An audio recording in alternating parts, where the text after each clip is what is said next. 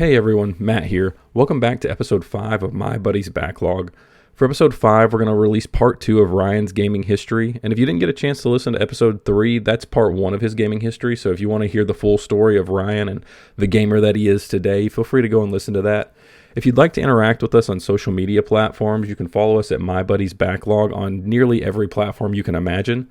And if you want to write into the show to just have conversations read on the air, encourage us to have certain kind of segments or make corrections, feel free to email us at my.buddies.backlog@gmail.com. We appreciate your support so much, and we look forward to making this show as long as we can. So enjoy. I don't know. So I'm going to use this as a natural transition, talking about hard games. I'm going to talk about a random assortment of games that are not tied to a system. They're probably PC games more than anything, but... Let's hit on that, actually. So we've walked through a lot of systems. We're up to GameCube and Xbox. We haven't touched there's a bunch of 360 Xbox, forward. I know you've always still played consoles, but you shifted to a PC guy at some point. Yeah. Primarily. You still obviously buy consoles. And I still have them, yeah. I was definitely... That's a good question. Like when, I guess, roughly? Was it more college? It was probably when I remember getting a computer to play on when I was like 17.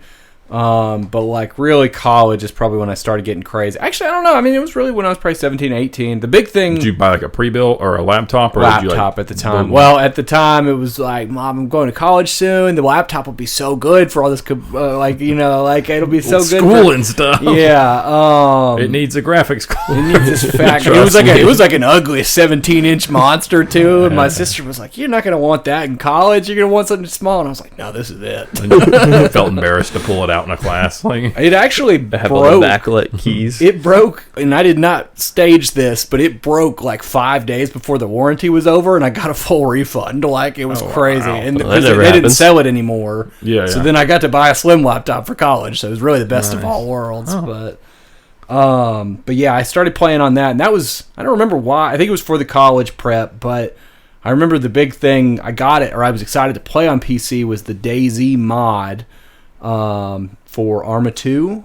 That's right. I forgot that started as an Arma 2 mod. It was not a standalone game. DayZ wasn't around that far back. Was it not to say that you really did that way back when you was going to college? I don't know. I remember downloading the mod on a 300 kilobyte per second connection and had to wait 3 days. And oh man, I was agonizing, and I was like, "Please don't fail." On the off chance Gen Alpha or Z or whatever finds this, they're gonna hear that and be like, "What?" I remember What's going a kilobyte? before times. I remember going to my buddy's house, and he had 2 megabyte per second downloads, and I was like, "This is the future, man. We are living it." We hit it. We've peaked as a society. So yeah, I'm primarily a PC gamer now. I don't know. I'm actually, as I'm getting older, I'm seeing the beauty in turning the console on and not fighting with driver issues and stuff. That's been my big thing, right? But, so this genre of games I'm going to hit on is big for me. I think it is for you guys too. Maybe. I actually don't really know.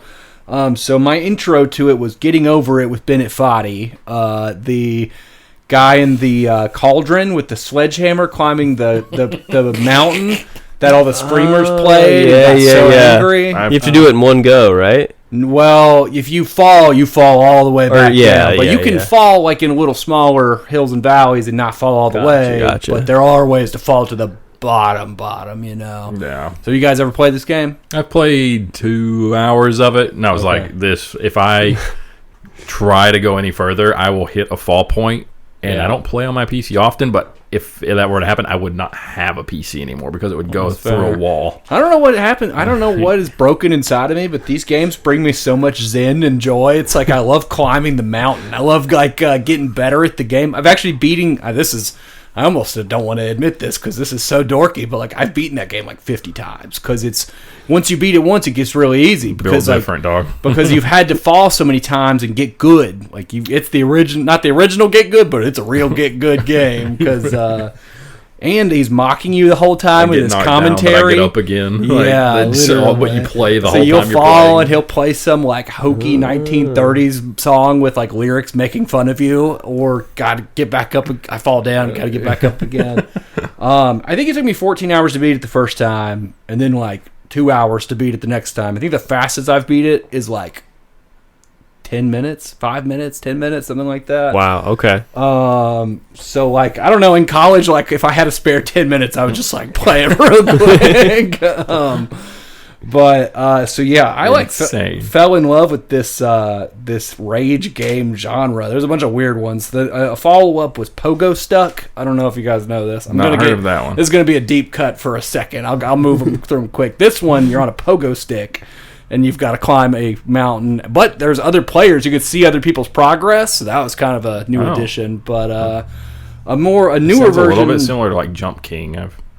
Yeah, well, that's what Getting Over It's built was like inspired by. He talks about it in the commentary a lot, actually.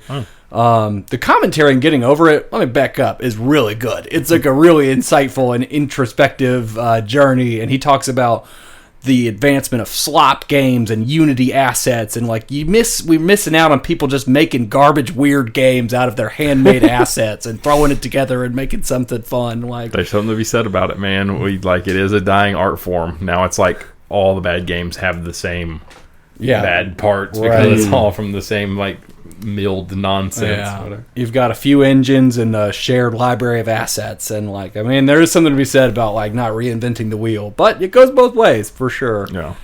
A more modern one is Chained Together that you can play with a group. You guys probably seen that one. I have seen it. It actually does look like it would be a pretty fun time, and I know it's 3 people. It's 3 players. We can play shit. it. Is that our next game? That's a stream game. That would be fun. Oh man. Oh my gosh.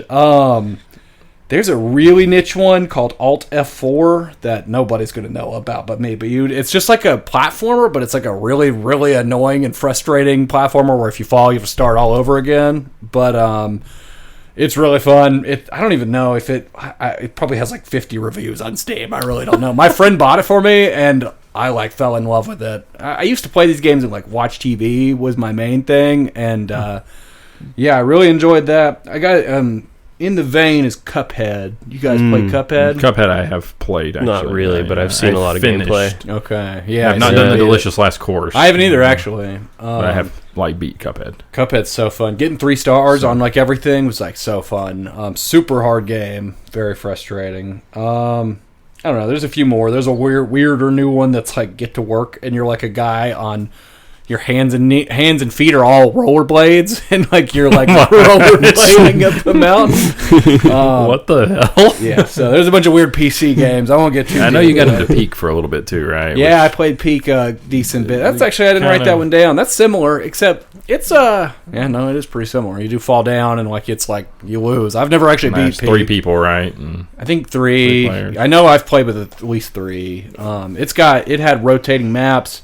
And you had to get through 4 maps, and like in the map rotated every day, but it's like you had to do it in one shot. There was no save points. You got some like every time you beat one of the smaller maps, you'd get some supplies. But man, that last level was crazy. Okay, so you were describing Getting Over It, and I was thinking of Peak. So what's Getting Over It then? So we'll almost have to like show you, but it's like a side scroller. Okay, and you're in a your character. Sorry, go ahead. What? Your character's in a cauldron, like a witch's cauldron. She would make a potion in from like his waist up. You only see your waist up, right? And he doesn't have a shirt on. Yeah. And he's holding a sledgehammer, and the head of the sledgehammer you can control with your mouse. Yeah. And you can move it in a circle around him and bring it closer to him. But it's very physics based, where if you bring it too close, or if you get stuck in a weird position. I'm making like arm motions for I guess you guys can't see, but if you like get it jammed in a rock and then try to pull down, he won't pull down, and his arms, it's all very weird physics based. I see. Okay. So yeah, it's really weird. That's probably one of the reasons why I freaking have gotten so mad just a little bit I've played, because you sat down at my computer and hit my mouse sensitivity and about lost your mind. Rose at like 8K DPI. It's insane. I keep my mouse. We're way too old for that. Oh, I can't do that. But my mouse is also gigantic and like, and I keep it a darker color. That way, I can like keep track of it because of my terrible eye. Okay, I'm gonna back up a little bit. That was a fun little sidebar. I just have a bunch of random little games to shout out, I guess. This is a PC genre. It's only like one line of games. I don't know if there's any other games really like it. You guys heard of We Were Here? I don't think so. They're like puzzle games, and they're asymmetric, where like both players are. You're like in a castle, and you're solving puzzles. And on my end, I'll see a bunch of weird symbols. I don't know what to do with them. And on your side, you have a big chessboard, and it has symbols, and you can slot things around. And you're using a walkie-talkie, and you have to over the mic talk to each other and describe what you're seeing. And you can't talk at the same time. There's another game that's about like defusing a bomb that's like this. Yeah, it's kind of that like I've heard about where like one person is the diffuser and one person's like in the like war room or whatever trying to tell them what to do with the bomb. I've played that one too, and it's like I think it's a regular game too, but I played it in VR where one person is in VR and holding the bomb.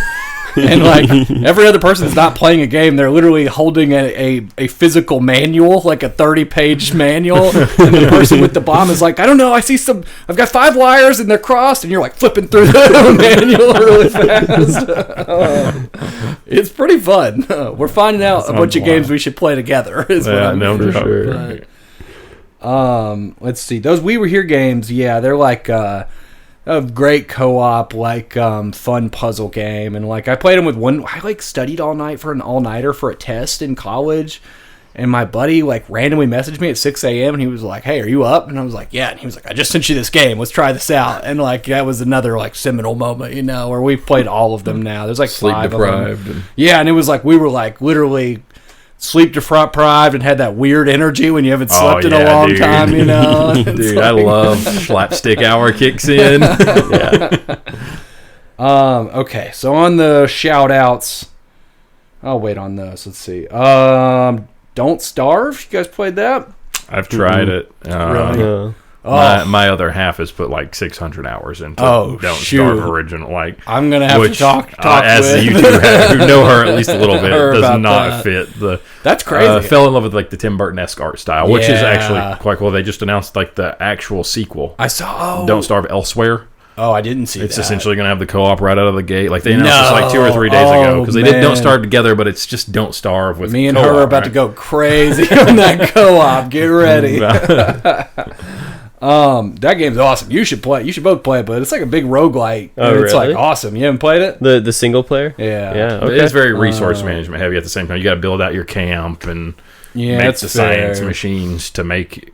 It's very survival jacket, crafty, so you don't I guess. Get May not be your vibe, I'm not sure. But it is like one of the not OG roguelites, but a big one that popularized the genre, You have, outside of enemies and the elements of the land, you have hunger, health, and sanity is the other thing in that one that you have to like manage.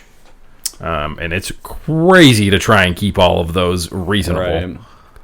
And temperature, actually. There's a couple different things. Yeah, it's like there's temperature, and then like when it's nightfall, you have to be at a fire with light. Like darkness is just like death. Kind of deal. You start going crazy, and the darkness start getting personified and like grabbing you. Gotcha.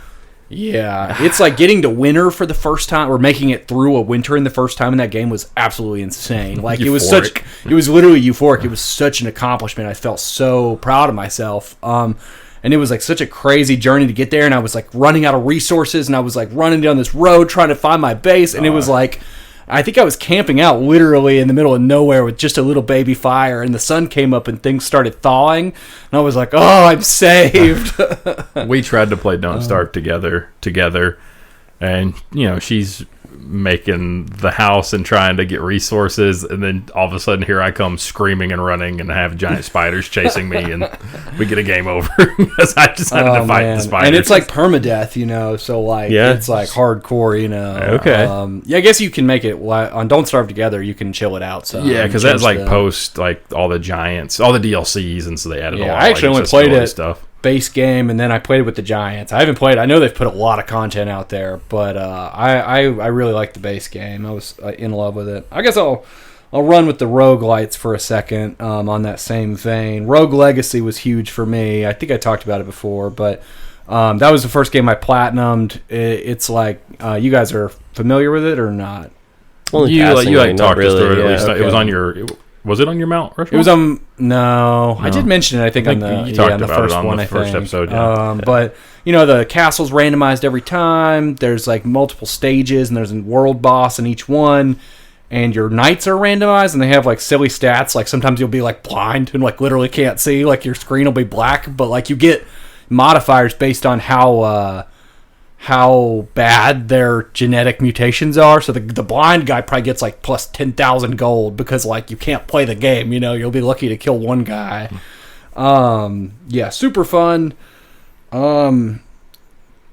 Let's see. On other roguelites, I've got Enter the Gungeon. I was a big fan of, especially that it had the multiplayer. The co-op, yeah, that sold it for sure. Yeah, that was a lot of fun. I love getting the gun that just shoots other guns. It's just like, that's so funny. wacky. That almost has some Borderlands energy with all the crazy guns in it. Like, did you beat it? I don't think so. I think it was one of those where we would just play until we would basically have to go to bed. It was like, were there like 7 levels or something like that? Yeah, something like that. Maybe 5. I think we got very close. Yeah. It's just one I always wanted to play and never just got around it's to. got a good co-op. We should play it. Yeah, that'd be fun. Is it 3-player?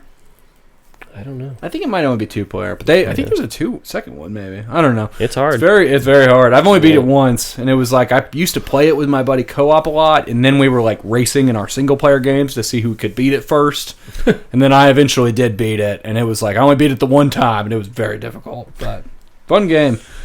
Hades 1, phenomenal, loved it. I actually I haven't gotten all the way through Hades 2 yet, or even really gotten deep into it, but I should, because Hades 1 I loved. I haven't touched Hades 2. I played Hades 1 probably 2 years ago now. I think I made it like beat a run 3-ish times, so that's really not, I don't know how many you need to technically beat to I think you have to beat it at least like 10 times or beat it with some heat. There's like the modifiers or something. Yeah. I don't know. But it's very fun. I'm not a big card roguelite guy. We talked about this before.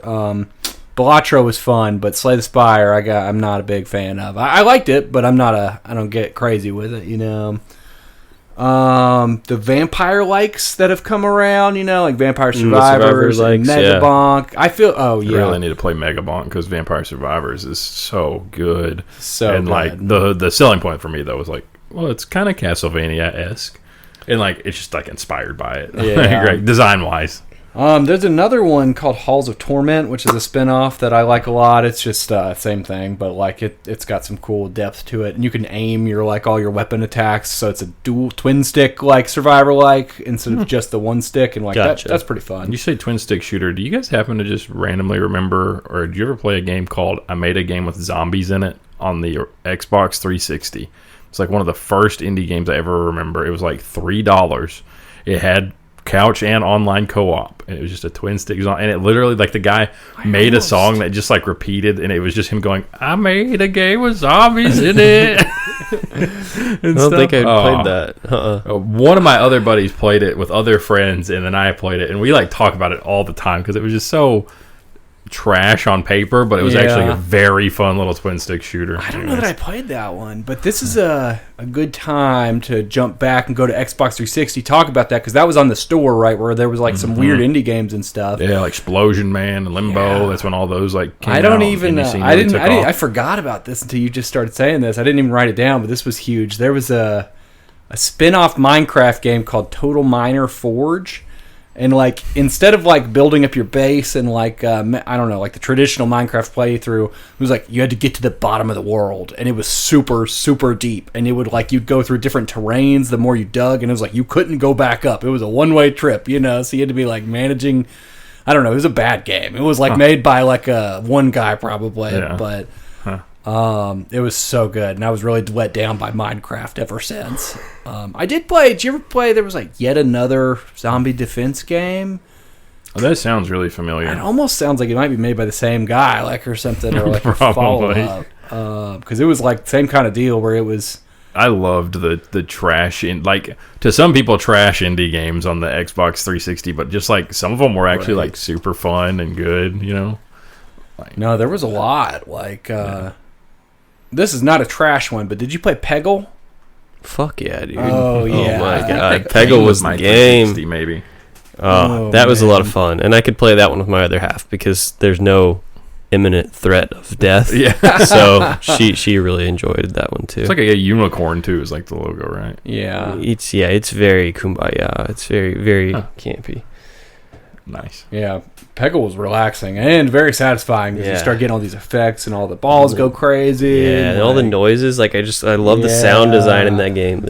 When you hit like the maximum and it starts doing the double points, triple points, quadruple points. It's like bing, bing, bing, bing, bing, bing, bing. It's very almost like, I don't know, very satisfying. You see how people get addicted to slot machines. I was thinking that. Sure. Yeah. I was like, I guess that's not like kumbaya, but I did like the sound effects. So I was gonna go back and wrap up the Xbox 360 and Xbox before I start getting nasty with all these PC genres that you guys won't know anything about. You've already gotten nasty with it. Before I get even nastier.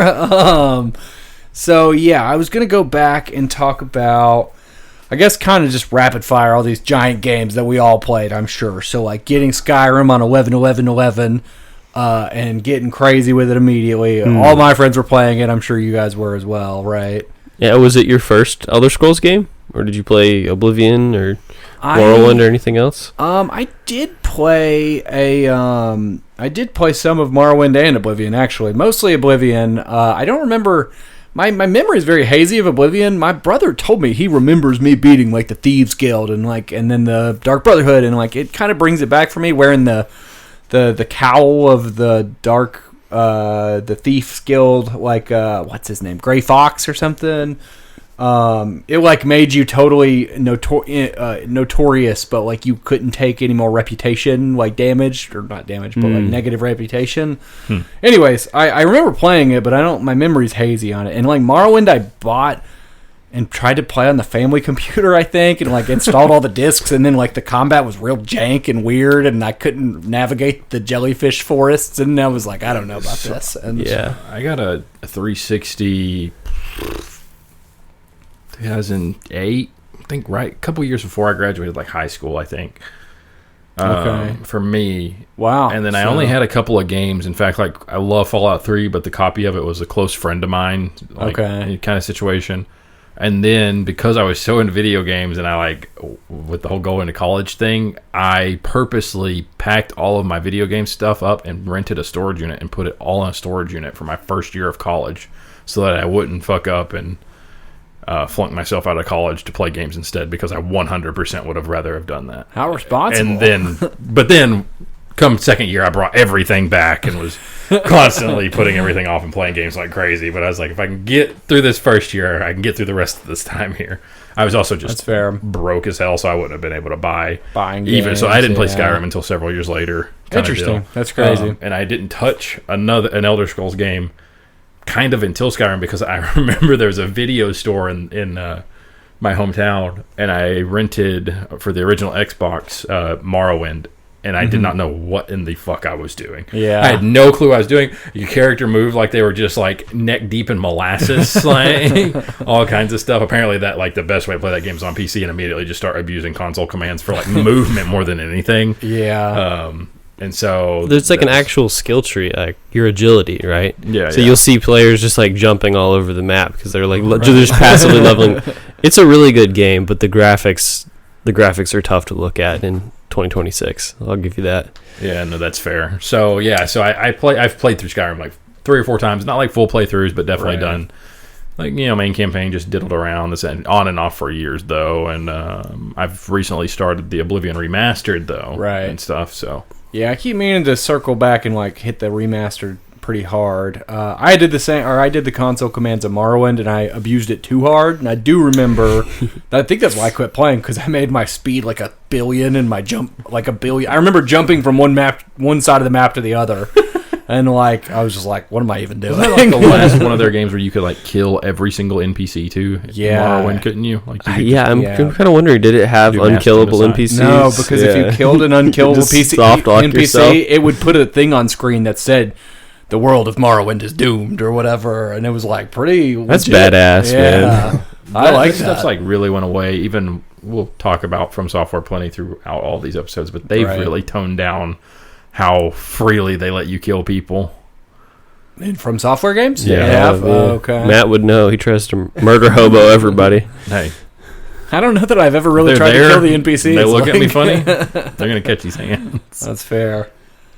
I guess, I don't know, the Xbox and Xbox 360 are kind of running together for me, but like, I talked about Battlefront and everything, which is the important part of the original Xbox, I feel like. On the 360, Halo 3 was huge, obviously. Custom games and Forge was crazy. Did I play that like zombie game mode? Yes. Oh man, that was a lot of fun. Oh man, top tier, like chasing people down at 200% speed with that gravity hammer, like.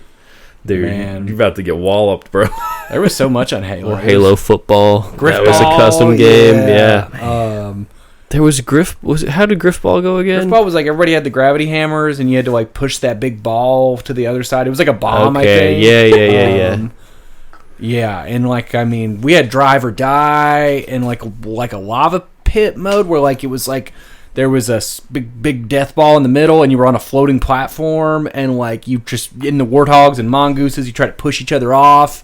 It was so fun. There's so many hours playing custom games. There was Fat Kid. Did you guys play Fat Kid? I don't know if I played that one. It was I'm too sensitive to that.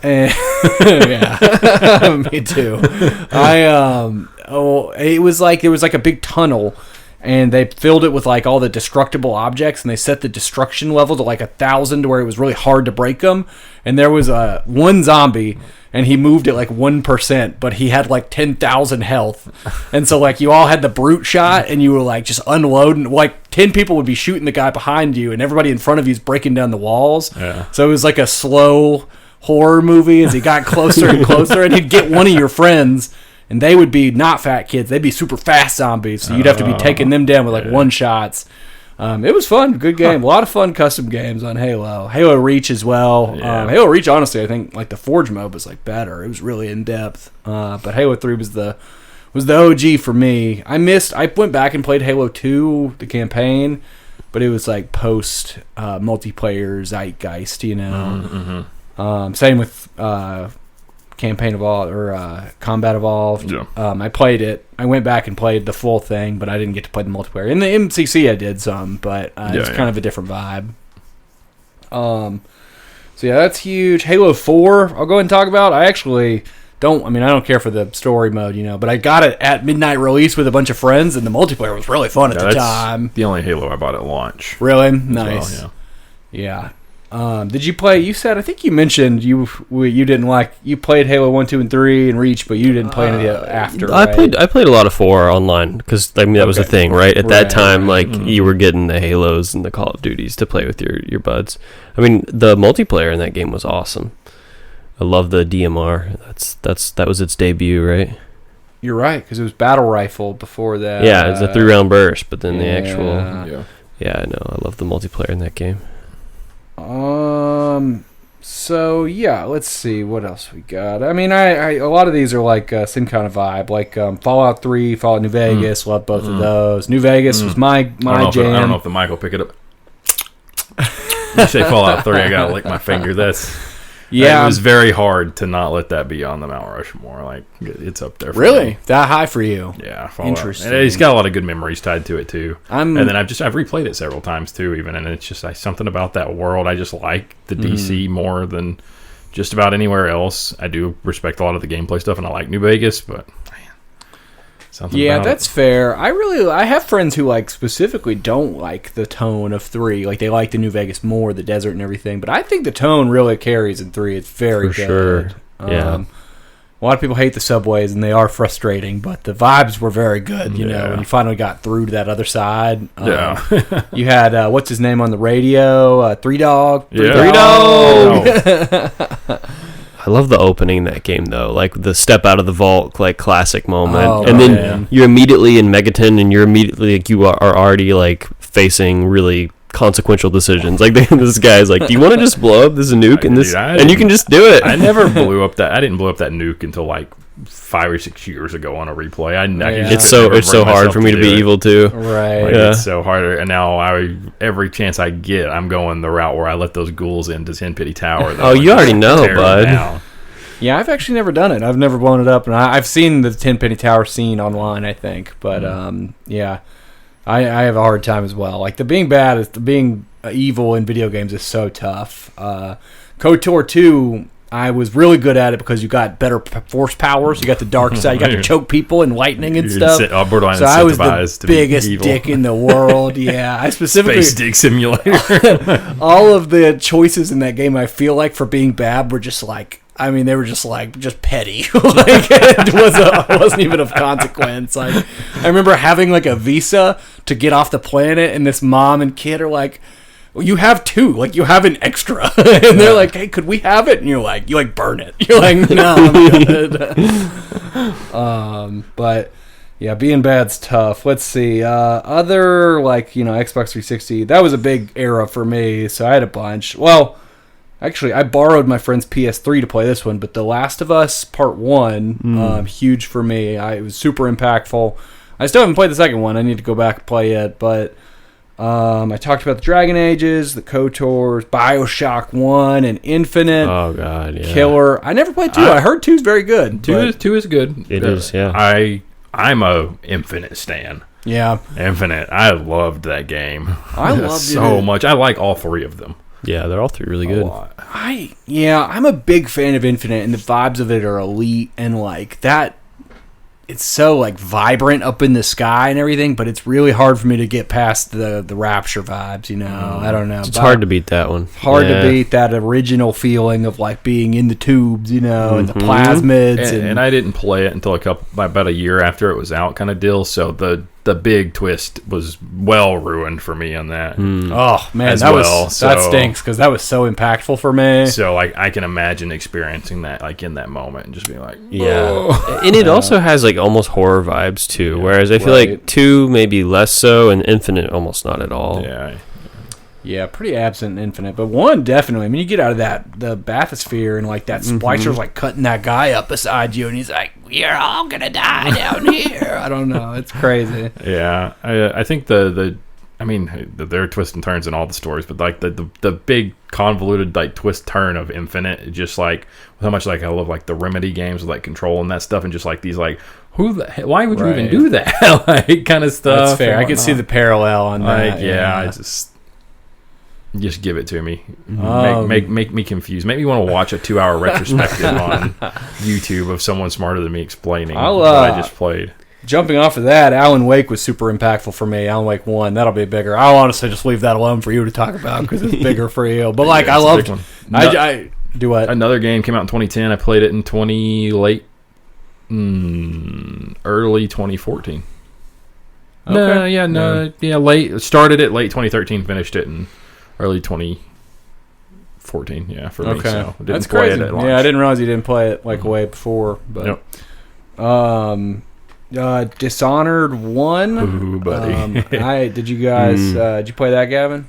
I think I played about half of it on PC at one Nice. point. Yeah. Yeah, I like both of them. I think they're both excellent. I never really got into 2. I bought it and I played like a few chapters, but I don't know why it was kind of past for me by then. I also played a ton of their Prey game that they did. Dude, Prey was so good. I thought Prey was awesome. Oh my god. I didn't know that was them. Yeah. 2017? Mm-hmm. Yeah. I never played that. What kind of game is it? Same similar, like powers and It's- stealth? They call it an immersive sim, right? Yeah. Oh. But yeah, it's in space, and you have these like, they call them like these some kind of neuro powers or something like that. They're basically alien powers, and you can choose to use them or not. It's really good. You should play it. Yeah, I think I've gotten like every possible ending. I don't even know that I've heard of this game. That's crazy. 2017's wild. And then I did like Dishonored. I've done like the full Ghost playthrough. Me too, I've done the high chaos where the rats are just Yeah, everywhere. I've done both. That was so fun having the option to fully knock out both like that. Yeah. Like, Yeah, how do you guys feel about I've heard that that's like kind of a controversial element, is the way the ending is shaped by if you choose lethal versus non-lethal options. And some people are like, why would you choose to be lethal? Like, these guards are just doing their job. And other people are like, yeah, but it's a game, and I want to use the cool powers. So I'm curious where you guys fall on that. That's a tricky thing. I get it from you obviously miss out on a ton of cool shit, and I definitely didn't try like a full Ghost no powers playthrough for the first time by any means. Right. But like when you think about like the character and what he's going through and what he's trying to like prove and stuff, yeah, absolutely slaughtering everyone would not make sense either. And kind of doesn't make sense from where like the story goes for the sequel that they set up in the world and stuff. But, But yeah, I get the frustration. And you could say the same about Prey, though, right? Just not as extreme as the way it is in Dishonored. I feel like using lethal options in Prey is pretty justified, right? Oh, well, yeah, justified. Yeah, I mean, they're trying to kill you. But exposing yourself to the powers is more the conundrum. Right. Yep.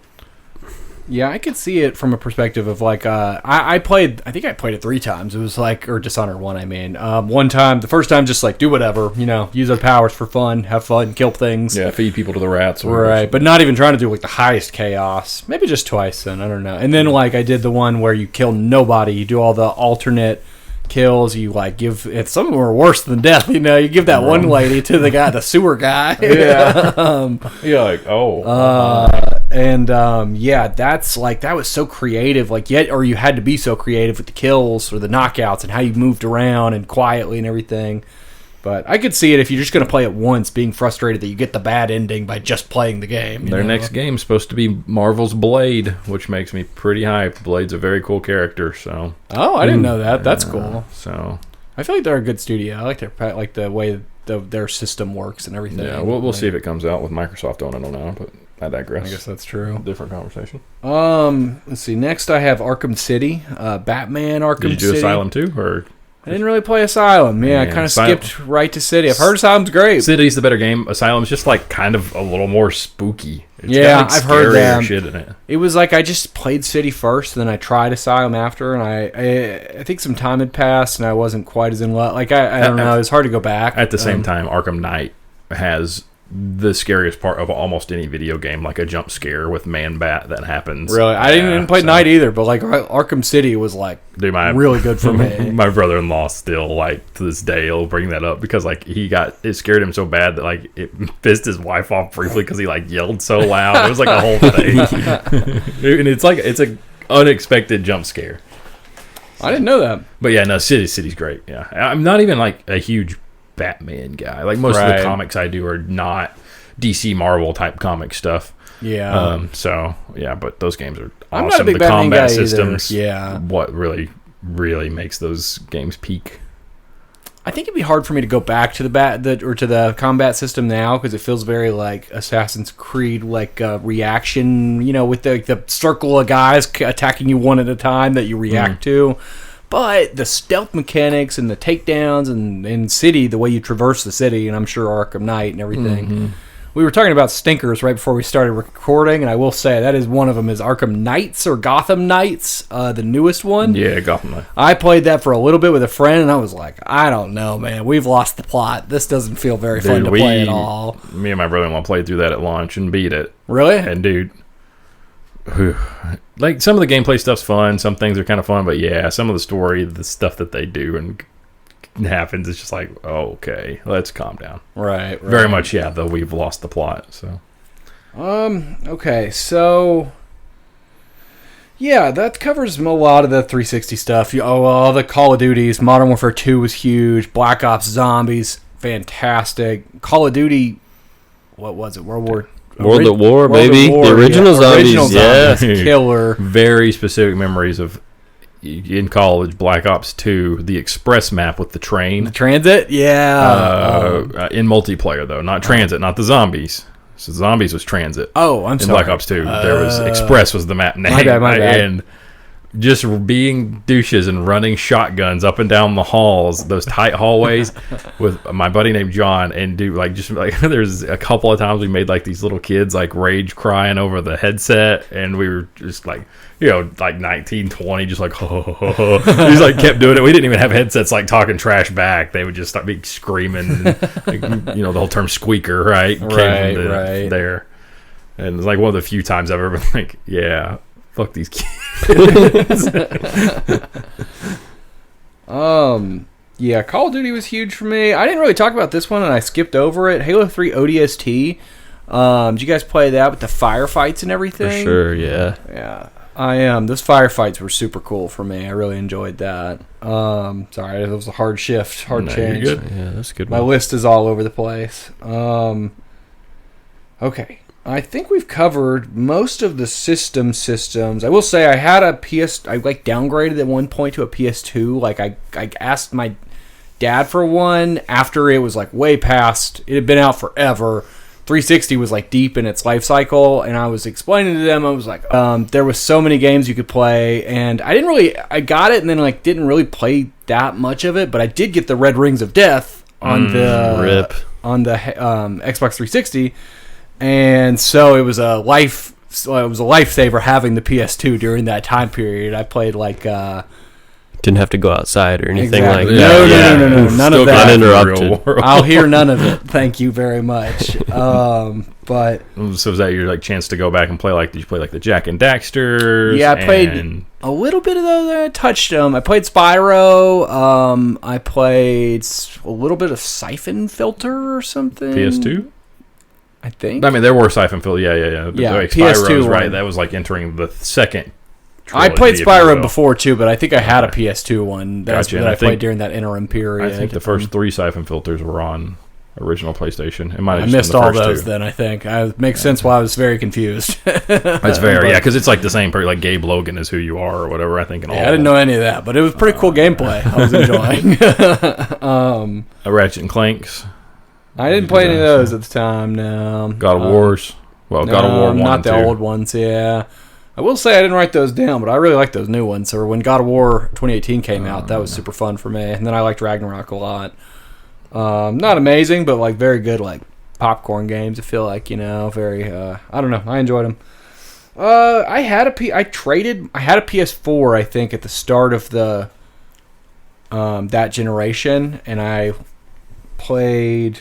I don't even know. There was like Killzone or something that came out with it, and I remember playing that, but like, I didn't get super into it. It was just what was out, Mm-hmm. Again, the fourth game out of previously 3 of them. Yeah, I'm just jumping around. Don't know what's going on.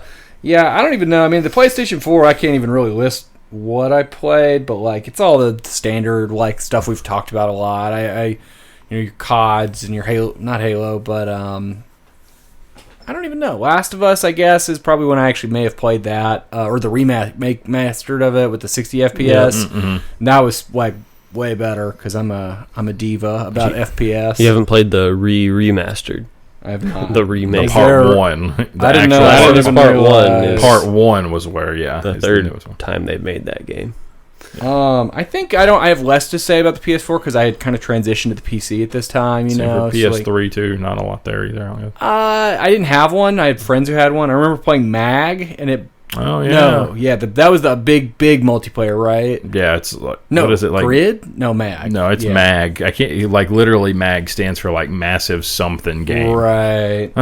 And it was like big lobbies. It was like 150 or something and that was way before the bigger lobbies. And there was like a commander and a sub commander and like chiefs and whatever. And it was like crazy. I remember that being awesome. PS3 was awesome because you didn't have to have the subscription. I was very jealous. Played Blur with some friends on the PS3. Yeah, it was a 4-wheeler game, right?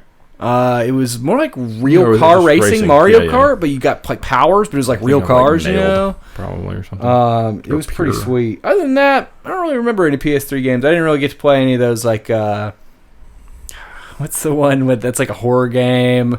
And you're like, it's like it gets kind of brutal in the middle of it, and your son gets taken, and Heavy Rain. Heavy Rain, yeah. Jason. Yeah, press X to Jason. I emulated it actually at one point and played a little bit. Played like half of it, but I missed a lot of the PS3 stuff. So if either of y'all have that on your histories, we can cover it more extensively. Yeah, we'll touch on it. All right, cool. Well, I'll leave it at that then. Let's see. So I think we're catching up. I traded my PS4 for an Xbox One so I could play Destiny with friends. Destiny was really fun. It was on both, but they had Xboxes. Yeah, I had a 360 and I chose wrong and went Xbox One at launch. Yeah, and then like months later, PS4 was better. But it's like, and I knew it when I traded it. But it was like my friends were all playing stuff on Xbox, So all 3 of us were among the 12 people who owned an Xbox One. Mm-hmm. Fun fact. Xbox One Day 1 edition, baby. Played a lot of Dead Rising 3. Very nice. And that Rise Son of Rome game, which actually was kind of cool, I thought of it. I never played that one, yeah. I I had not day one, but I bought PS4 first. I played a lot of those early games, you know. I had the PS Plus. I played a lot of random games like Strider, like the side scroller. Yeah, I love that game. It was random for me to pick up, but because they gave it out for free on or subscription based, you know. Mm-hmm. All right, so we're pretty much caught up. So now I'm going to hit a bunch of PC categories, and we can get through it and hopefully not take too long. Let's do it. So this is a huge one for me, and I don't think you guys have almost any experience in it, probably, but like the survival crafting, Valheim, Enshrouded kind of vibe. I know you've played Stardew Valley, which could kind of be in there, but not really. Not as brutal. It's adjacent. I did play The Forest, if you would count that. I have it on the list. Bit. Yeah, I would count that. I actually played a good little bit of The Forest. That's like the only one of those games I've played. I like the horror element of that. Yeah, that's exactly why I showed up to the party. Yeah, the crafting is almost optional. Creepy Abomination, sign me up. I actually played The Forest in VR. It was actually a very good VR implementation. Did you see that the third one was announced and it looks like it's like in the future? I did not. Kind of stuff, or like at a distant planet or something. I haven't followed it. Yeah. No, I hadn't seen that. I started the sequel and my buddy just was like, absolutely not. And I was like, I don't want to play it alone. But screw it. While we're at it, I mean, we got to throw Subnautica in this category, right? Yeah, I actually have it on my list of games that I started and haven't finished, and would be considered backlogged, I guess, at this point. But I did like it a lot. Let's see. So I'm gonna speed round a bunch of these. Valheim's my favorite. It was the one that started it for me. I disappeared for like 4 weeks into a Nordic adventure, and it was amazing. Crafted many beautiful tavern hall where we could drink fake beers and be comfortable and prep our escapades, where we'd have our docks with our boats, and we'd prep our adventures, and you had to make sure you were stocked of all the right gear and the right food, and like if you were going to go out and you messed up, you'd lose everything, and it was bad. I got stung by some death mosquitoes while we were just driving by the late game biome, and this like little mosquito came out and killed all 3 of us on our boat, and we had to like mount a rescue mission for our gear. We had nothing. We were like naked and built like the little smallest raft you could build, and like very slowly made our way back over there and had to make a little rescue operation. So that Valheim's fantastic. I will sing its praises forever. So Enshrouded's really good. Raft, V Rising's the vampire one. It's more isometric. It's awesome. The Forest, as you said. Grounded, where you're shrunk, is really good. It's like Honey, I Shrunk the Kids. I Shrunk the Kids style. Yeah, you make little houses out of leaf blades and little sticks and stuff. It's a sequel to that too, right? Yeah, I haven't played it. I'd love to. I'm hoping maybe I can get you guys into those. That would be sweet. Pow World, honestly, unironically, I loved it. You guys played it some, or you did. So, Supermarket Together. I would consider it in the same category, like the friend slop. Build something together. TCG card shop simulator. I put it in the same category. You run a little Pokemon type shop. You rip packs. You put up tables. You have to fight off the body odor of the bad smelling players. You literally have to install these little robots that come over and spray them if they're too stinky. Schedule 1. I don't know if you guys played. You make like a drug empire. You are working your way up, crime syndicate style. There's this game called My Time at Portia, which is like heard of that one. Yeah, heard of it. It's like post-apocalyptic, but like really cozy vibes, like really nice people. Like everybody's really nice, and like they don't almost talk about the apocalypse, so you don't really know what's going on. It's like, but there's also My Time at Sandrock as a follow-up. So a lot of those. I really like those games. There's something just absolutely visceral, not visceral. I get so much out of just chopping wood, and it's so satisfying to build up houses and stuff, and like maybe you need to check out Crimson Desert, dude. Maybe, but the problem with that is it sounds like the story's not that gripping, and I don't need a good story, but I need a good objective. Like Valheim, it's like I'm gonna slay all 5 of these freaking god things, and in Shrouded, it's like I'm gonna close all the shrouds, and if it's not a good hook, I can't do. It's like I need something guiding me, So do you still enjoy those kinds of games in single player? I definitely enjoyed them a lot more in multiplayer. Let's see, of all the ones I've listed, no, not really. It's almost always a co-op experience for me. Yeah, that makes sense. I'm looking through the list again. No, really not. It's all multiplayer, but I guess they're just very good vectors for like hanging out together. Yeah. I will say I played a lot of Valheim by myself, but it's like we had a shared server, and I'd get on, and like mining copper was like extremely tedious. So like I felt like I was helping the group. I'd get on, I'd get my little wagon hitched up, and I'd head out, and I'd go mine copper for like an hour and watch TV, haul it all back, put it in the smelter, and then when the crew got on, they were like, "Damn right, you're all hooked up." But yeah, I would get back on, and I would have all this stuff smelted, and it's like a communal experience. And I'd get on, and somebody else had done something else. You know, they'd gathered a bunch of like oak trees. Now we can make better bows, and it was like all working towards a shared goal. You know. Yeah, that makes sense. So that's that. All right, let's get into a game genre you guys can actually talk about. Now we can talk about FromSoftware games, which will be a much bigger genre for you guys. But Heard of them. my very first introduction, I think I talked about on the first episode, was Dark Souls 1. I'd heard it was so hard, and I bought it, and I played it, and I walked left into the graveyard, got my ass kicked by those skeletons you're not supposed to be fighting yet. Yeah. And I was like, I guess it is too hard for me, and I stopped playing it and never played it until way later. My first real experience was Bloodborne. Man, I'm trying to even picture the beginning of Dark Souls 1. You're at Firelink after you fight the Asylum Demon, Yep. and then Bird drops Yeah. you down there. If you go left, it takes you towards the catacombs, and that's got the skeletons That's that they revive. what And it is. You have to Unless have, like, you use, holy like, damage it's so like they a- don't regenerate. Yep, yeah. yep. Yeah, so I like literally didn't know that you could go the other way, and it like really kind of soured me on them for a very long time. But Bloodborne, on the other hand, I loved the aesthetic and the tone of it, and I was really excited to play it. I was like following all the trailers leading up to it, and they posted that website where you could look at all the trick weapons and you could see everything that was going to be in it. And I fell in love with it. I've played it many times now. I don't know where I'd rank all these games, but like I hold a lot of nostalgia for it and the tone of it, which I think you guys do too, right? Like Bloodborne sure. specifically. Oh, No, yeah. I mean, Bloodborne's, that was on my Mount Rushmore, so. Oh yeah, you're right. Man, Bloodborne is just, it makes me like feel like I'm ascending. Yeah. To some degree, there's relation there, I guess, to the Right, game itself, right? So yeah, I think I guess we've already talked about it. You'll cover it again when you talk through your history. Dark Souls 3 was the next one I played. Super tight, super well made. Gameplay's great. I'd place a lot of them over Dark Souls 3, but it's like probably it's one of the most cohesive gameplay and everything comes together really well experiences, I would say. It's definitely like, I feel like, I mean, until like Elden Ring, but even then, right, Yeah. they did a lot of new stuff for them. Like, it's very Right. much a mastered of their crafts in a lot of ways, if you were to ask me. So, I would but at the agree. same time, it's not my top one either.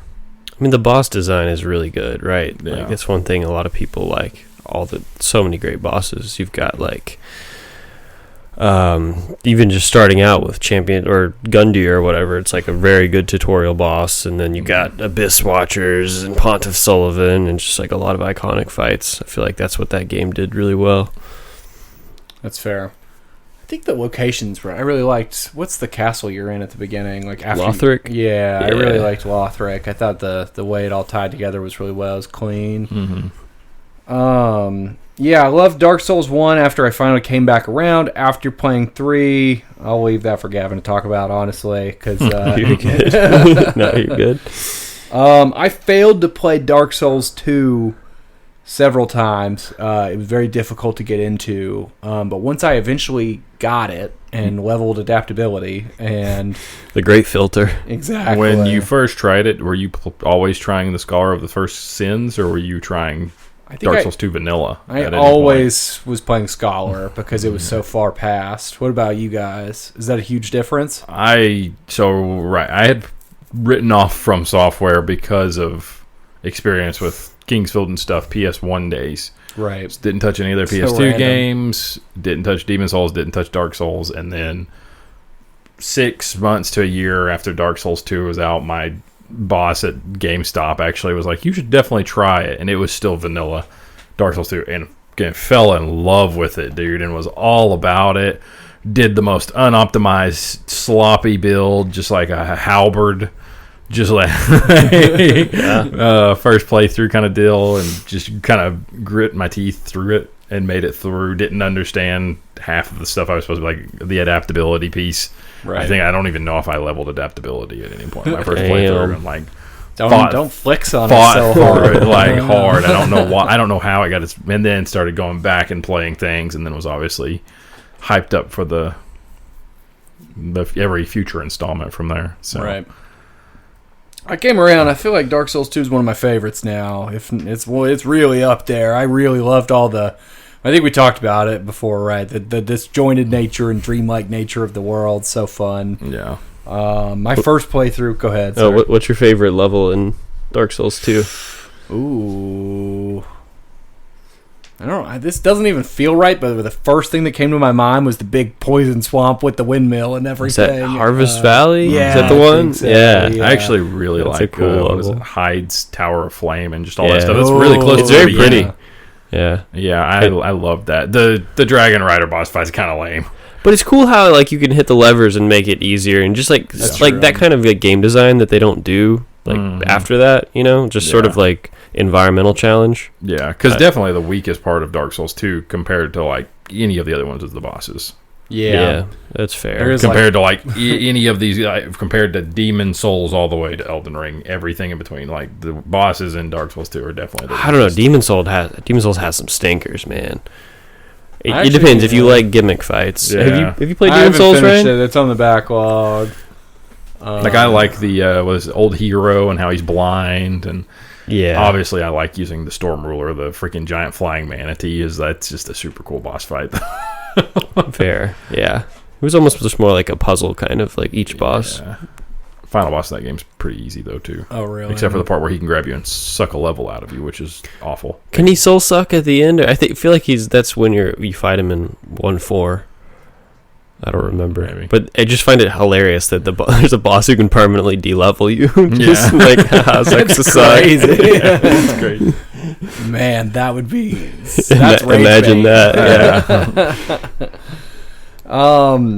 Also on like bouncing off of these games, I failed on Sekiro several times. When I bought it originally, I like tried to get it refunded on Steam after like 6 hours. I was like, I hate this. Please let me refund it. I left it running, I promise, because Steam has the 2-hour rule. Yeah. They didn't let me refund it, which was for the best because eventually I circled back and I love it. Man. I don't remember where you land on it. Where you guys? Man, it's wild for me, but I think like Bloodborne, and then it might be Sekiro next if I were to take That is a crazy take. Souls, demons included, Right. and Elden Ring, and Bloodborne. Like threw them all together in a pot, and it might be Bloodborne and then Sekiro kind of situation for me. I fell off that guy. I got that game at launch and actually I got all the way to the Guardian Ape and beat him, Yeah. and then just like stopped playing it. Yeah, that's as actually well. exactly where my friend just stopped playing. And Or then, not just, but- like 2 years later, came back and did like the full platinum run on the play, Nice. and just Dang. have played the shit out of it ever since. And like it, just like I think I was just kind of strong arming through a lot of it, and then I Yeah. really came back with like this is a rhythm game mindset, Right, and right. pretty well smooth sailing from Once then it on clicks, out. it clicks. Yeah, and like hard, learning how to right. properly do all the Mikiri counter with like the Right. spears and like jumping with the lightning and just all of that stuff, right? Senpu kicks, all that. Yeah. And just like really understanding like, yeah, you don't have a lot of options, but the options you have like are there for a reason. Yeah. Everything you have, you can. If you use it all, you're good. Yeah. You, like almost can't lose. And even one of my weakest points is actually cycling through the shinobi aesthetics and using them like properly. I kind of have the couple that I really just kind of stick with. Right. And that's that. Yeah, gotcha. Yeah, So yeah. you played it. Did you play through it all of it as well, Gavin? Oh yeah, I love Sekiro. I mean, to me, that's not a crazy take that you would put it at number 2, because I feel like for me, it's the best like action combat like a game has ever had. I really love just the attack, deflect, right? As opposed to something like Liza P, which I also enjoy. I feel like I'm just sitting there waiting for the moment to do my parry, and then I attack. But I just love the rhythm aspect of Sekiro that you've talked about. Yeah, that final fight is something else. The first time beating it, full Lord Saint. Right. Lord Saint Ishin, peak final boss, man. Maybe their best one. I will say also, if you've never done the alternate owl fight in that game, that fight's hard. I've heard it's really hard. I haven't done it. Yeah, I remember that one giving me a lot of. Are you talking about in the DLC that they released later? The inner fights? No, like you do the boss gauntlet. No, it's like so. There's obviously the fight where you fight him at the top of the tower, right? Yep. There's another way to fight him in like a memory. In the Hirata estate. Yeah. You can do that fight is, and he's got the actual like owl that he like summons and that fight is pretty tough. That's a tough, pretty one. wild. Yeah. Dang. All right. Well, next up, I guess would be Elden Ring. We've all played it. It's the pretty boy newest entry of the of the franchise. So, I think I put it on my Mount Rushmore, but I mean. The way I don't know, like it coming out, it was like, I think it may be the first time I've played one at launch, honestly, because like I got into them after the fact. So like when it came out, I took like 2 days off of work and like I like pushed 2 couches together and made Couch Island and like didn't move for like 3 days straight. Hell yeah. And I had like a little notebook and I was writing down. He was like, "Oh, a dragon by the lake." I gotta go check that out and following up all the leads. We all know it's amazing, but walking out on Lake of Lernia and being like, "What is this game? This is crazy." It's like got a lot, and I mean, I know the guy was like one of the directors or whatever. It's got a lot of like that weird Dark Souls 2-ness to it, where you like just like go through, you complete something, and then the area that you get into, you're like, "This is not what I would have expected back here." It's not an elevator that goes down that takes you to the top of a mountain, crazy, but like. I mean, who did any of us see the Lake of Rot coming? Like going down into that, or just the river wells in general. Yeah, like the first time you wandered across that, you're like, that was just out of nowhere, right? I said that right there in the beginning of Limgrave. Too. I was like, I said that you don't go down an elevator to a mountaintop, but you go down an elevator to like literally into space. But it's built into the lore, so it's fine. Yeah. Well, we can put that in my gaming history episode. I'm an Elden Ring lore hater, not really, but I don't love it. I'm like, I have issues with like keeping it all in my head. It's like it doesn't feel real. It feels like a game world to me. It doesn't feel like Melania actually waged war against Radon and everything. Like, I don't know. I'm sorry, everybody. This is delicious slander. I've never heard this take from you. Like, oh really? I feel like there's finally somebody else I can rag on Elden Ring lore with. So. Really? Yeah, I feel similarly. Like it feels almost like a drama, like that has played out, and it's so impersonal to your character. It's like okay, they're these demigods, and they all basically wanted to kill each other. Versus like the Souls games, it feels very much like your struggle is like humanity's struggle. I don't know. I've wondered if that's literally just the stank of George R.R. Martin. Yeah, to it. Could be. Like I literally think the game would be even better if he wouldn't have been remotely tied to it. Anything to avoid finishing the last book, right?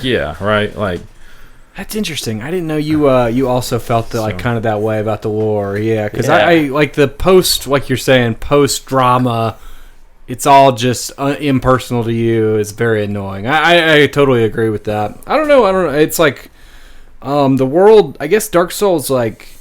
I guess all of them, but like Dark Souls 2 in particular, I felt very lived in to me. Like all of I don't know. I guess not really. I guess they lean further into being completely broken, destroyed worlds, whereas Elden Ring still has like little cities and stuff that are like I don't know. It's like the jar people, and but like I don't really feel like they're actually real. Like it feels like a video game to me. I see what you're saying. Yeah.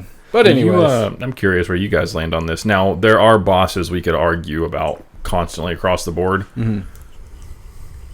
Now, maybe one of my hottest takes. I actually think Bloodborne is the easiest of all of these games. In what sense? Bosses? Like getting through, if you like everything. Well, it's shorter, like no doubt about it. Like it is a lot by shorter, the numbers. Yeah. I would almost debate if you don't ever let yourself learn the rhythm thing properly that Sekiro is probably the hardest. But I think Elden Ring's overall pretty easy. Yeah, we got Melania, and like I'm a right out of the gate. We're all right out of the gate Radon people, right? We played before the nerf Radon. We got the badge. Let's just throw that in the podcast. You guys don't realize how lucky you are listening to 3 people who beat Radon before it was nerfed. There's our credentials. Both Radons, everybody was asking. Both Radons if you're counting Shadow of the Erdtree. Oh man! Well, I thought that's the one you're talking about. Yeah. Oh no, I was talking about that Vanilla too. Yeah, original Radon too. But yeah, I truly do think that it's overall not the hardest, and maybe that's also just tied to playing them so much at this point. At the same time, I don't know. That's fair. I mean, there's so many options to level up outside of the critical path. You know, lets you like really.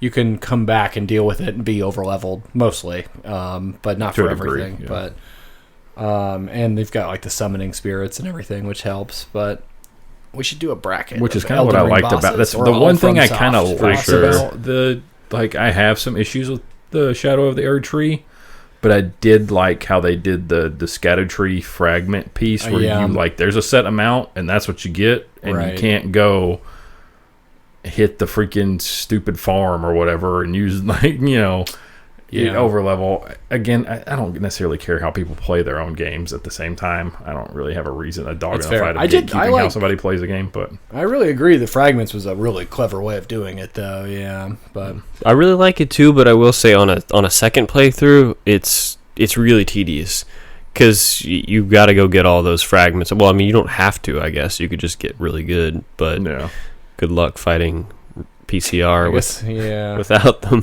You at least want to get like 10 or 12. It almost goes the other way, where like you like almost. I mean, I guess you theoretically could beat it without them, but like whereas the other games, it's like you could do soul level 1 runs and stuff, and like it works pretty well. Whereas that DLC would probably be pretty tough to. I mean, I guess you would still get the Scooby snacks, the scattered tree fragments. I think I appreciated it also from the perspective of, remember, I was on my nightmare character that I had beat the game like 12 times with going into that DLC, and that's the character I was like, let's do this. And so I think it made it not as brutal for me, right, as it could have been. That's fair. Because I was really worried I was going to be like, I'm going to have to play as one of the other I've got as many characters as you can have on a file, in a save on those games. But right. Anyways, kind of a tangent.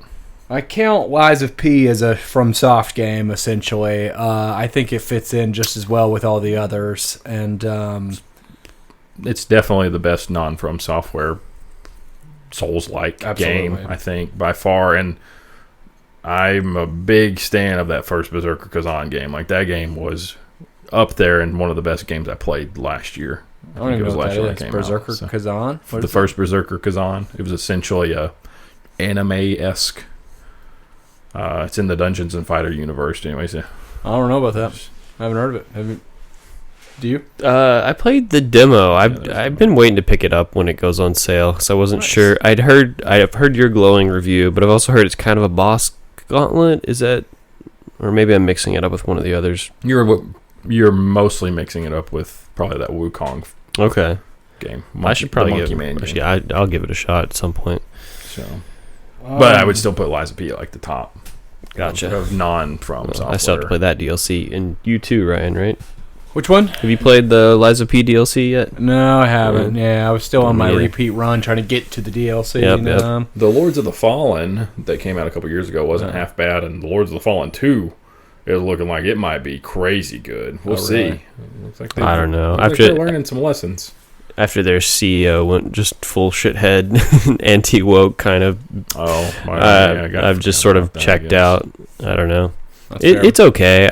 I don't know. Did you play Lords of the Fallen, Ryan? I haven't played it. It looked cool. I can't remember in what way he went anti-woke, other than the fact of like, if we're gonna make sexy lady armors and men armors and like very not genital, very gender specific armors like games used to. I do remember that, but I don't remember. Yeah, I think there were a lot of just like comments on Twitter and shit. But I think the original thing, not to go way too on a tangent here, but just to close the loop, was no one like kind of pandering to a crowd, I guess, just to drum up sales, probably because nobody was complaining about the character models, like that I saw at least, or that seems to be the sentiment in the community. Yeah. But it was just like, we're changing body type A and body type B to male and female, and then we're also editing the female bodies to align more with quote traditional feminine beauty, and it was just like, bustier. And it's just like people weren't asking for that. It just felt like taking a cheap shot. I don't know. If they really cared, they would have given me a bust slider. Yeah. But anyways. Okay, so with the next one, I'm going to get on a soapbox for like 20 seconds real quick. It's for Night Rain. Lay it on me. Love Night Rain. No, I'm frustrated at all my friends, and I hope they're listening, and I hope they hear this. There's a big sentiment in the community that like Night Rain was not needed and a silly game to make, and that's not what people play these games for. They want to level up their characters, and they don't want this like Fortnite-looking circle closing in on them thing, and they wouldn't play it with me, and it makes me mad. And I appreciate you guys, Matt and Gavin, playing, and I had a great time when we played Night Rain. So I agree with them from the fact that I don't think we needed Night Rain. I don't think anyone was asking for Night Rain. Yeah. At the same time, pleasantly surprised with Night Rain overall. Yeah, that's fair. Like pound for pound across the board, the way even the way they've continued to support it, even though I haven't touched it in months. Yeah, I haven't played it in a while either. You played a lot more, right, Gavin? Yeah, I think my biggest complaint with Night Rain is that there isn't more of it. Like I would like throw all the bosses in there. Forget about the balancing. I don't care. Like fix that later. Yeah, I love it. It's so much fun to be able to get that Souls experience in a 40-minute and your 40-minute session, and you're done. Yeah, because you're not getting through any single area in that time frame. No, I'm not. Just like run up to a boss kind of deal. So yeah, it's interesting. I wondered if they're gonna do just Night Rain 2, Rain Night or something, or if they're just gonna keep adding in more bosses from old games. I don't know. I think people are thinking maybe it's kind of gotten its last big content update. So with Duskbloods presumably on the horizon, and then I think they're sort of confirmed to be working on another big single player title. Yeah, I can imagine it's probably all hands on deck for those two, but I don't know. When was this? What year was Elden Ring out? 2022. Sounds right. Yeah. And then 24 was Shadow, right? The Erd Tree. Yeah. Yes. Right. And then was it late 24 or was it 25 for Night Rain? 2025 for Night Rain, okay. Spring. Yeah. Okay. It's been out about a year, a little over a year. Anyways, Yeah, we keep detouring from your gaming history to talk about how much we love FromSoft games. No, that's the point. We got the points to talk, although I feel like we're long running. I didn't mean to drag us out so long. I've got several more sections. I'll probably destroy any time constraints. Okay. Well, I won't worry too much about it then. So I've got a few more sections that are just random PC things. So we'll have a gadget section real quick. So I've got like handhelds. I had a VR era where I was really into VR. I don't know if you guys... You have a VR setup? I do. I don't know how much we've talked about it, and I don't know if I really want to talk about it on the podcast because it's ridiculous. I went on a... No, you have to. You mentioned it to me. You even remember you borrowed my PlayStation 2 VR there for a little bit just to check it out. I don't know if I've even told you about this, guys. I really don't know. You got one of the treadmill things? Yeah. So I have one of the big treadmill things. The cat... If they weren't $3,000...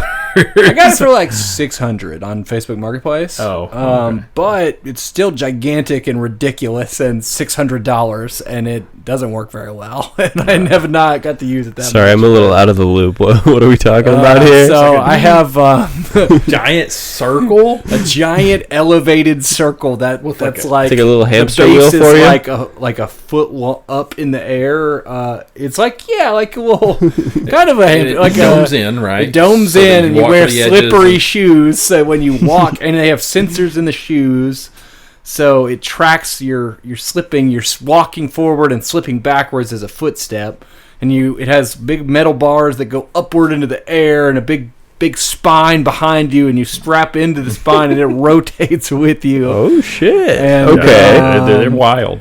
And yeah, it's more of a configuration hell than it is a video game system.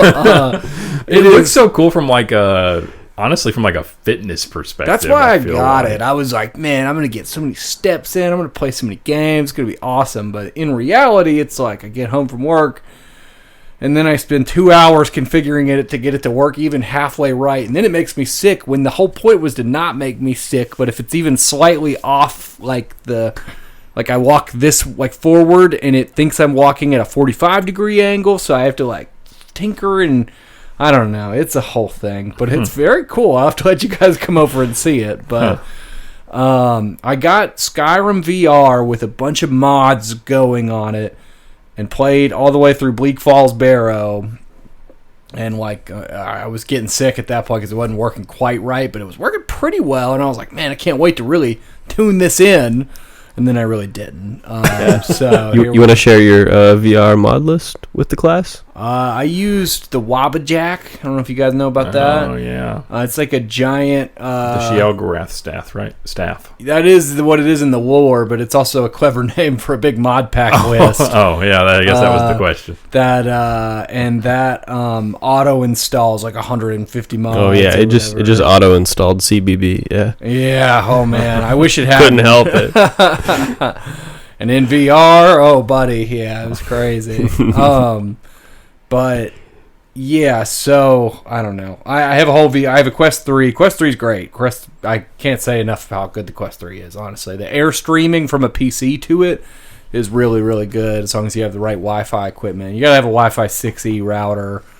It's really ideal. But other than that, yeah, I mean, I had the Quest 2 at one point.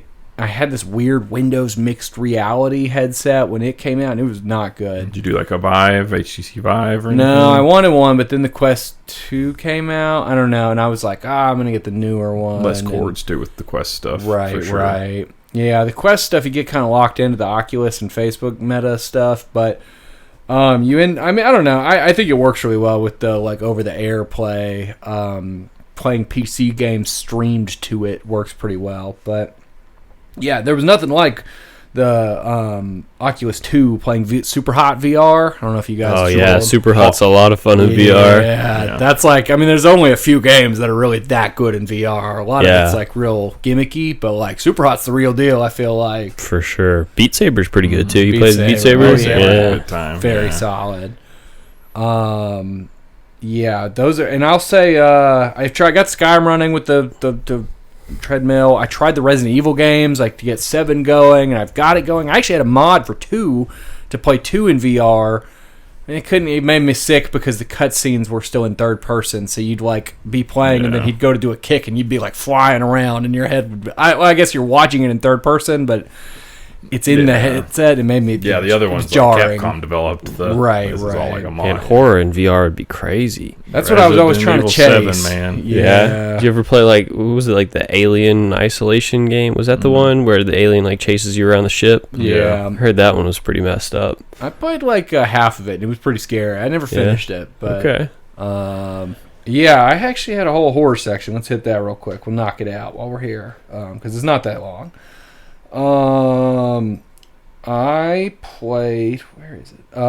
In high school, I played. Did you guys ever play the Slender Man mod? Not mod, but the little indie game. A little bit. I'm not playing it. You're not what? I'm not a huge Enderman fan. I know there's been a couple of games or whatever, right? You're not a connoisseur. I don't know if I've collected the Slenderman. 6 or 7 pages or whatever. Yeah, exactly. 8, man, it was so scary when I was 16 and we played it in a pitch black basement with all our friends. That's the way. Yep. Yeah. So you had the same experience. Oh yeah. Nice. And then they made some sequels and stuff too. But the first one was where it was at. That original, it had this grime, yeah, because it was this weird indie exe you had to run or whatever. I think, and it's it didn't feel. It felt like something the Ring you'd find you watch the VHS and everybody starts dying. He was gonna get you. In college, a lot of horror games would come out, and everybody would come over to our apartment and make me play them while they all launched, kind of deal. Nice. Well, speaking of that, I didn't even put that. I remember playing PT, and I was the designated player because everybody wanted to see it, but it was too scary. No. You know, it was really scary. Great game. Yeah. Playable teaser, but Talk about an unfortunate come on, why lost can't to time situation with that one. I want that game. Matt, so please get a bad. PS2 with PT on it, so I can play it. Ooh. It was PS2 or was It it? was 4. Oh, it was PS4. Actually, Oh, yeah. Man, I hate that I can still see it in my library. Do you have it? Oh yeah, you can't play it though, right? I had deleted it for space or something, and then all And that you can happened. never get it back. Yeah. Yeah. They have a fan recreation on PC, and it works pretty well, but it's not quite the same. I don't know. Yeah, Dead Space in high school was super good. I fell in love with that. Dead Space 2, honestly, super good. I don't know if you guys played it. Yeah. Yep. I'm still working my way through Dead Space 1 as we speak. Oh, really? Yeah. You're playing it at the moment? Yeah. Oh, wow. Intermittently, because it Nice. scares the shit out of me. That's Nice. fair. I don't have a high tolerance Dead for Space that. 1, I feel like, really hit the peak balance of horror and action. What were you going to say, Matt? Yeah, I would agree. I think Dead Space 1 is overall scarier, but Dead Space 2 has a couple of parts that are like, "Ugh." Right, yeah. It still gets scary, but it Yeah. also has, like, really good action. And, like, And then it- 3 is just a co-op action game. Yeah, it's just a straight action game, but 2's really good. 1 is like awesome. I played the remake. Is that what you're playing? The remaster, Yeah. not remake. But I played Outlast. That's like super. That was really scary. I've been playing the Outlast Trials with friends. I was telling you guys at one point, but it's like co-op little mini missions of Outlast, and it's like very scary. I don't know. It loses some of the scariness when you're like being silly with your friends, you know, running That's through fair. it. But it is very fun and funny. Amnesia, The Dark Descent. Oh, yeah. Yeah, I never That played was a it. good Did you one. play the follow-ups? Because I didn't. The follow-ups There in was, like, Amnesia Machine for universe. Pigs. And the No. bunker, right? Yeah. I played Soma, which was the same developer, and okay. maybe a little bit similar, but no, I didn't. Did you play the Amnesia sequels? I just played the first one. Yeah, I played the it's a bunker. classic. It was pretty I good? liked it. Nice. Yeah, I've always meaning to come around and play them, but It's very much like, though, like big enemy chase you. Can't really fight back much. That's right? fair, In yeah. that one. A lot more than the others. I've got Alan Wake on the horror list, but like it's not too scary, but like it definitely plays with those elements. And then Resident Evil 2 and really just 2, I feel like has the horror vibes for me playing the remake. The rest of them have their blend of action, and 2 does as well. But like that first hallway when you're going down and the zombies at the first few hours before you've really figured out what you're doing, I feel like, and when Mr. X shows up, you And know, the like, sewers. yeah, Yeah. in the sewers, yeah. I really liked all that. I'll be interested in this rumored 1 full remake that they're going to remake, apparently, in the style of 2 and 3 and all the remakes. Yeah, That's got potential to be pretty horrifying. really. Is it pretty scary? Yeah. I haven't played through 1. Yeah, it's weird because it's like all condensed right into that one mansion. Well, kind of condensed to the one mansion. It's not. Spoilers, Resident Evil game. There's always a fucking secret lab underneath Right, something. right. But, yeah. But the scale of like the outbreak stuff happening is just like bigger in 2. Because Oh, like really? 1 takes Okay. place a couple of months before. Or actually, it might be like 6 months, might be a year or something. It's like essentially before that has like spread to the water supply and gotten down to Raccoon City, right? It's all in the mansion right. up in the Arclay Mountains that surround Raccoon City. Oh, outside of- I didn't realize it was like right beside it like that. Yeah, yeah. Gotcha. Well, I can hit my Resident Evil tangent real quick. I've So. played. I was started 1 and I want to play it, but now you've got me wanting to wait for the remake. That almost sounds like the move. 2's my favorite. 3's too short, but really good. Love 4. Played it after later, but like everybody likes it more than I do because I like 2 more, and like it starts getting a little actiony for me, but still fun. 5 with my brother. 6 is terrible, and I've played like 3 hours. I don't know. I probably need to get through it, but 7 and 8 are on the list, and Requiem was great. Loved it. Okay, so we're trying to get through all these real quick. I have a section that's just like games I've played with my one specific friend, like my college best friend. Mostly the CRPGs, like Divinity 1, Divinity 2, Baldur's Gate 3. I touched on that during the first episode, so I'll honestly just move past those. But we've also played like A Hat in Time, It Takes Two, A Way Out, Split Fiction, all the Hazelight games, you know. We've enjoyed all those. They're great to like talk over and stuff. The story in Split Fiction is terrible and did not... Goofy. It's very very goofy. We played Space Marine 2. We really get into the escape room simulator games. I don't know if you've played those, but there's like a lot of mods, like player community-driven escape rooms. Yeah, it's very fun. That's cool. Let's see. So that's that section. I can do my multiplayer section real quick. Finally, like, what is this? 3 hours? It's a long time later. We're talking about Fortnite. Fortnite's fantastic. There we go. Played it over like 10 years. I don't know, on and off. Best casual game. I talked about it on the Rushmore, so honestly, I'll just leave it. Rocket League, I'm always coming back to. We've played a lot more Rocket League than people would be. Really? You would be surprised. I've got the platinum trophy in it, kind of situation. Nice. I mean, like, so a couple 100 hours for sure. Yeah. There's something about it. It was just casual pickup. If I had 15, 20 minutes, I could play a match. Yeah. GG. Can't chat anymore. Nice shot. Yeah. Nice. I didn't know that, actually. Yeah. You played a bunch of Rocket League, I don't think. Did you play any, Gavin? A little bit, yeah. Okay. I never got super deep into it, but I gotcha. Yeah, I've got a lot of hours. It's just always I come back. It's easy, like you said, quick games. Playing with a friend is always fun. The 2v2s I feel like is ideal in that game.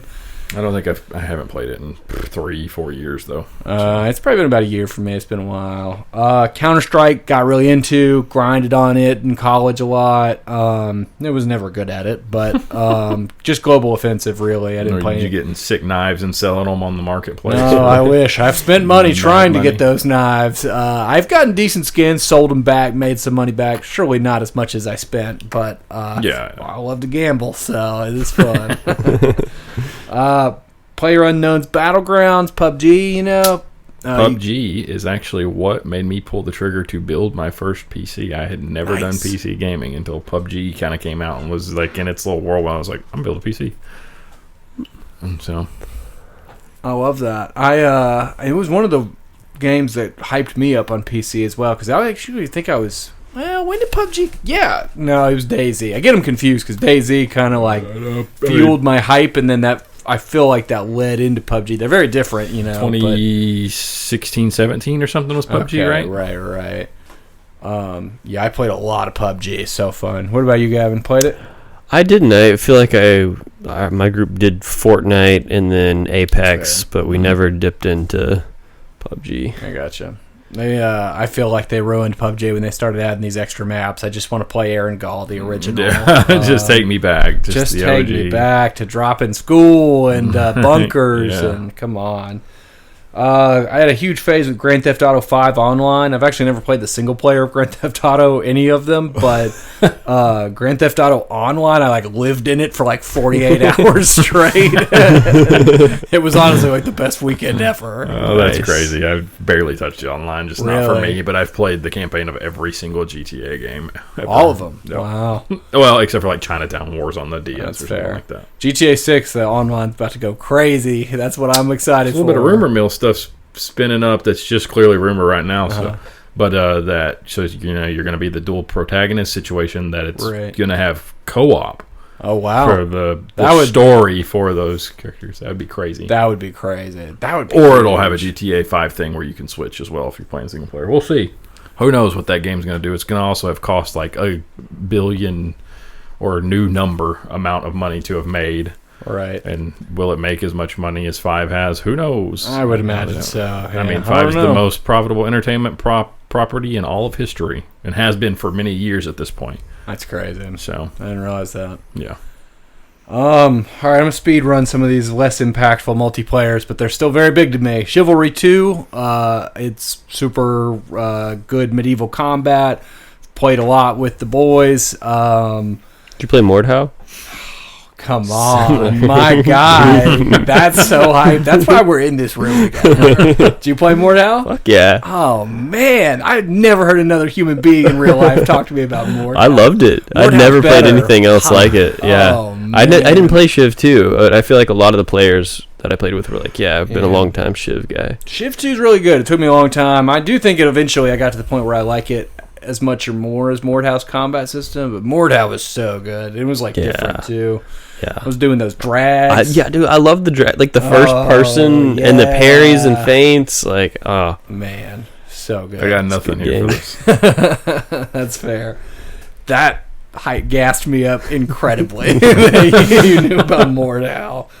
Mass Effect 3's multiplayer. Did you guys play that? Mm-mm. Oh my gosh, it was so fun. It was like a wave-based firefight situation, but you could play as the different races. They had different bonuses. There was an in-game currency loot box gambling system where you didn't have to spend money, and it was like extremely addictive. That multiplayer, I would pay $80 to play it right now if it came out and was like a thing that everybody was playing. I'm closing in. Sorry, I know we're going. No, you're long. good. I was just checking time.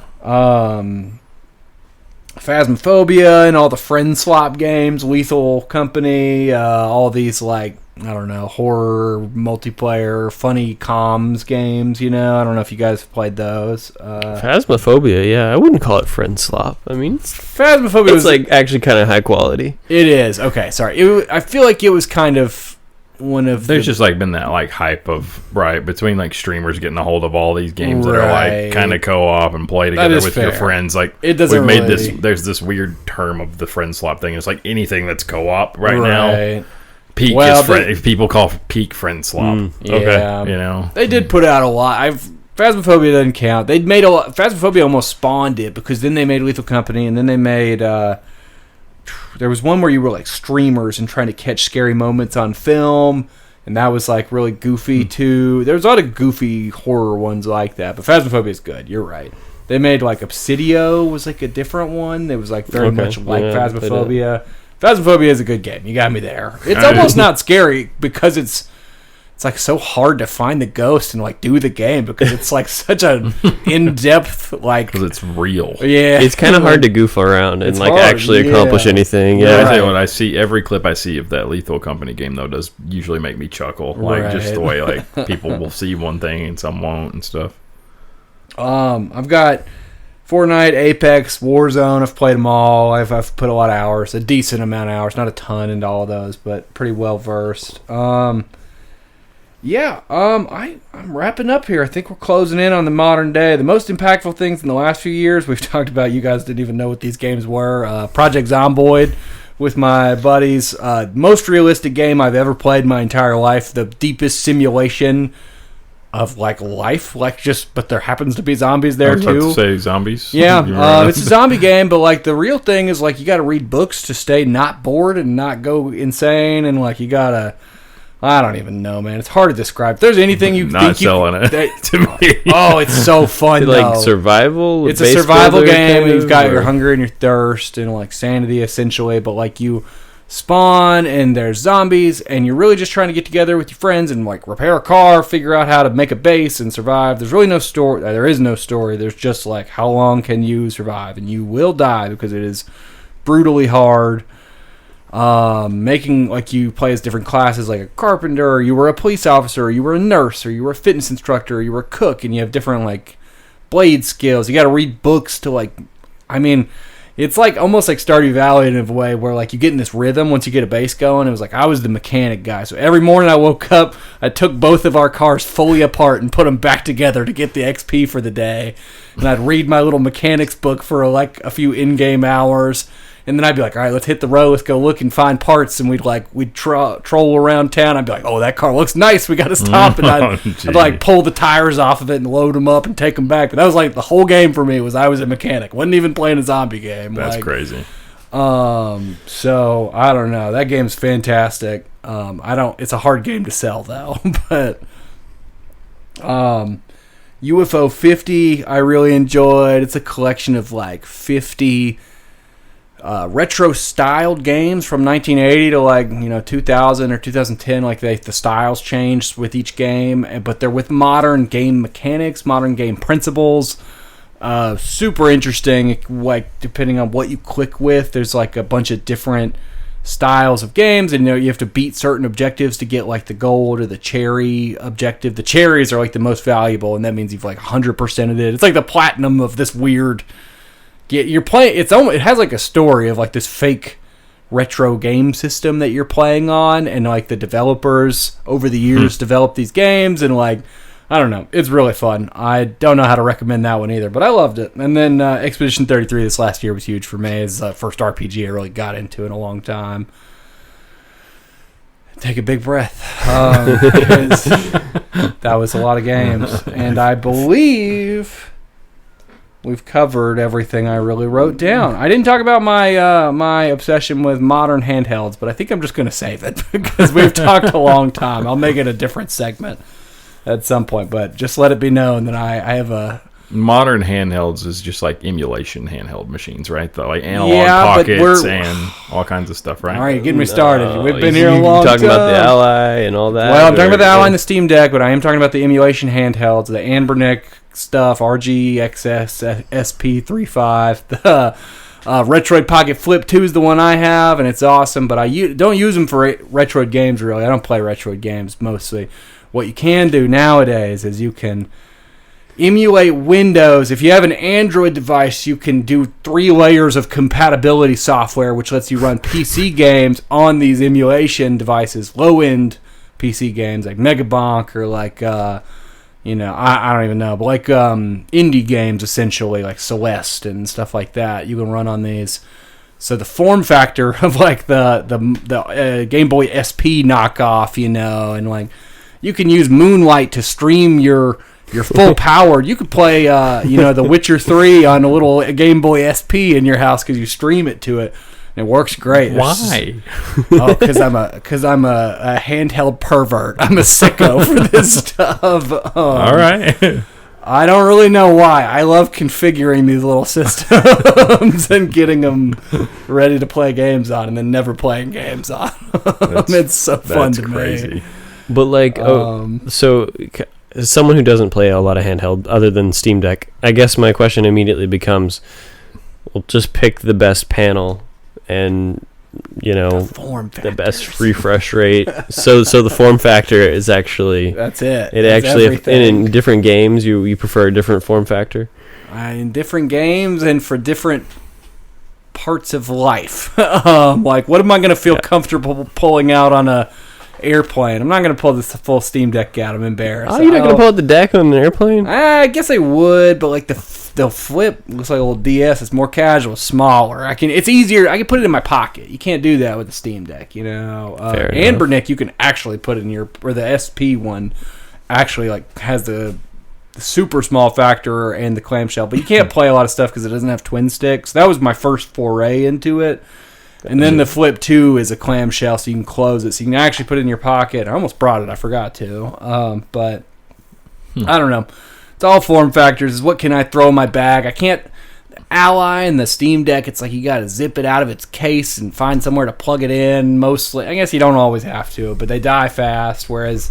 Yeah. I don't know. I see what you're saying. These little emulator, or the Flip specifically, the new ones that are all like the clamshell design, they do standby mode really well. You just flip it down and close it, and it's like on standby, and you open it, you're right where you were, So like, that's cool. Just throw it in your pocket, Crazy. I was playing. Well, no, I don't. I've used it many times, I'll be playing Final Fantasy VII in the living room, and I'm like, I want to lay down, so I pull my Flip 2 out and like turn on the streaming mode. Streaming exactly where I was is still running on my computer, but the inputs are like on the game on my handheld now. I don't know. It's really more the challenge of getting the configurations. It's like anybody who's into this thing, like I listen to podcasts, they talk about it. We're all just freaks about it, dude. Like configuring the software. Sounds like borderline lunatics. It's like the fun part is setting it up, and then you never play it. I was like, fun. By the time you've gotten one of these running, I've beat like 5 games probably. It's fun. And I've had a blast, and it's fun. But hey, you do you, man. So, well, I was going to leave it be, but we got to talk about it, so that was fun. But I think that's it. I think we covered pretty much everything. I left out a lot of stuff, but that's the high points for sure. So I'm amazed at the breadth and depth of your gaming history. I'm serious. And then just imagining what Matt's is going to be here in a few weeks. It's going to be like, is it going to be like a 5-part? It's going to be crazy. It's crazy because, I might touch on a whole bunch of the games, but there's definitely going to be like a lot more the like emotional things tied into a lot of stuff for gaming with me and how it has influenced me over the years and stuff like that. So, but looking forward to it. Yeah. Absolutely. So with that, that's episode 5 of My Buddy's Backlog. So tried something a little different this week. Next week we'll be back to our regular show. So let us know if you like it, and we appreciate you. See you later. Thank you. Thanks, guys.